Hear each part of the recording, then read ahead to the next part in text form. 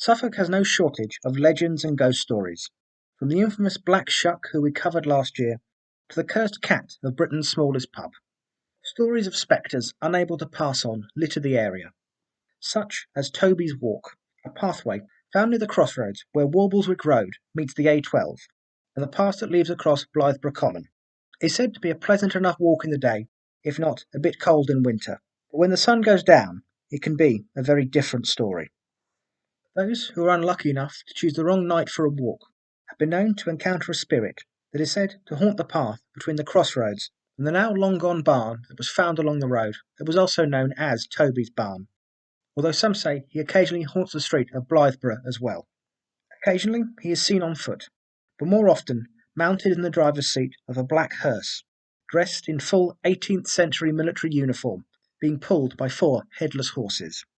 This is the infamous Black Toby, who has brought terror to all who have seen him for centuries, since virtually the day after he was hanged for the assault and murder of a local woman in 1750.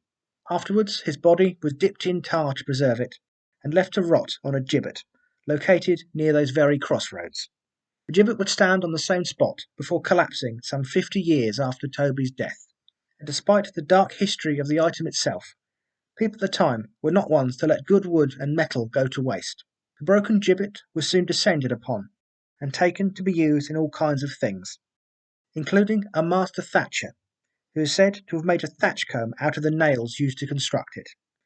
But every time he would use it to work on Toby's barn nearby, the thatch would never stay on, falling or being blown off almost as soon as he had finished it. This would go on until the thatch on the barn was eventually replaced with a wooden roof. And as said before, over the years the barn would eventually disappear anyway. So who exactly is this Black Toby? He was a real person who met his death at the end of a hangman's rope. His name was Toby Gill, and he was a drummer in the army. But how much of his story is exactly true? At the time of his death, it is said he was serving in Sir Robert Rich's regiment of dragoons. And here lies the first problem with the story. Everything I have found says he was a member of the 4th Dragoons, a regiment that did not exist by that name until 2 years after his death. At the time, it was Princess Anne's Denmark Regiment of Dragoons. Other information seems to confuse the matter even more, with many sources describing places he was meant to have been would actually have made it the 4th Regiment of Foot, not Dragoons. Once again, the regiment was not called this during his life, and would not change its name until 1751. Regardless of what other regiment he may or may not have belonged to, Gill would have been an uncommon sight in his uniform. Toby Gill was black. Uncommon, yes, but far from unheard of, with there somewhere being between 10 and 20,000 black people in England out of a population of 9 million when recorded in 1750. And of course, like all populations, many found their way into the army. Although largely serving in the West Indies, there was a black drummer present at the Battle of Blenheim in 1704, and the regiment, the Scottish Life Guards, had 6 trumpeters, all of whom were black, as far back as 1679. Toby Gill is said to have served with his regiment with distinction during the Wars of Austrian Succession and the Jacobite Uprising, with his regiment often fighting on the front lines, with even Robert Rich losing his left hand in battle with the Jacobites. Serving under Robert Rich would not have been a pleasant experience. He was a staunch disciplinarian, even for the time. Floggings were commonplace for the most minor offences, with worse crimes being met with more brutal punishments laid down by Oliver Cromwell over 100 years before, things including branding and putting a red-hot poker through the tongue. By the time of the crime, the regiment had moved into the Blythburgh area to help combat the growing amount of smugglers in the area, and soon had become popular with the locals. Unfortunately, it would not take long for people's opinions of the soldiers and of Toby to change. The change against him seems to have less to do with his race, but rather to do with the fact that although a perfect gentleman when sober, he was a terribly violent drunk, and along with his friends had soon found himself banned from almost all pubs and alehouses in the area due to their fighting, something that was not exclusive to him and his little band. Many of the soldiers, fresh back from war, were thankful to be alive and practically ran riot whenever they could. As well as very few being locals, there was no respect for the area or their hosts, and if anything they ended up pushing more people towards helping the smugglers than were willing to turn against them. It was into this atmosphere of mistrust and worry the terrible act would take place.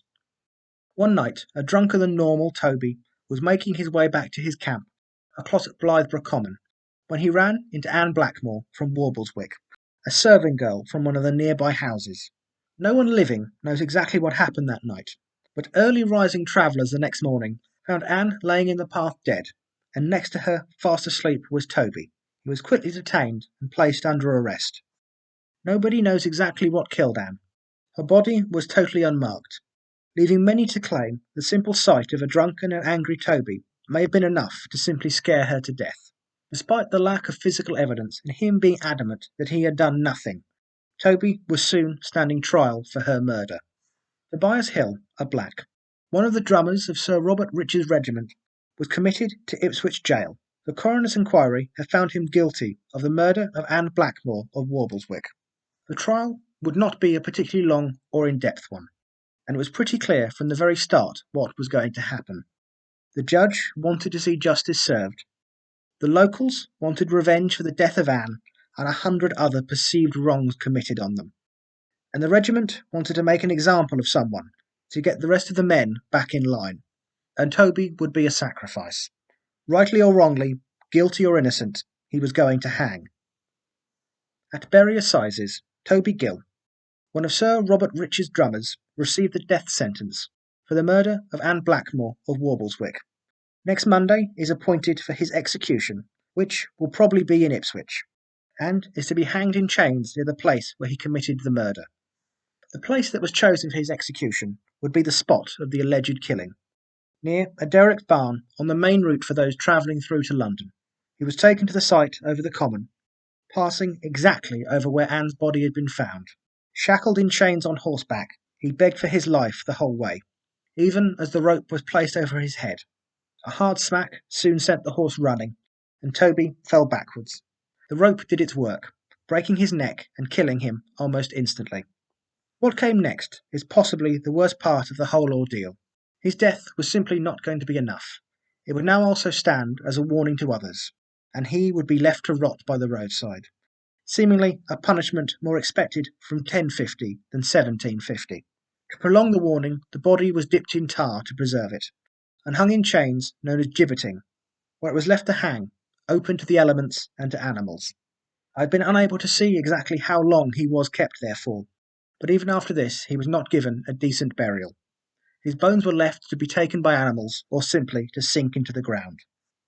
Ghostly sightings were said to have started very shortly, the first one being a chain-wrapped skeleton wandering the lanes making terrible moaning noises, leaving many locals to wonder had they made a huge mistake and had a miscarriage of justice been done that had brought this terrible spectre back to haunt them. And within the year of the first sighting, many were refusing to leave their homes after sundown. Over the passing years, the appearance changed, first to him now in his uniform, to then the previously mentioned him driving the carriage or hearse. On the old barn he passed on the day of his death seemingly became the epicentre for many of these sightings, with one farmer who was coming home late one night, seeing Toby staggering from the barn. He took his shotgun from the case he was carrying over his shoulder, but by the time he had readied the weapon, the long-dead soldier had seemingly vanished. But he would later remark if he'd had a chance he would have shot it. Oddly enough, though, it seems Toby is not the only ghost from the incident that stalks the area.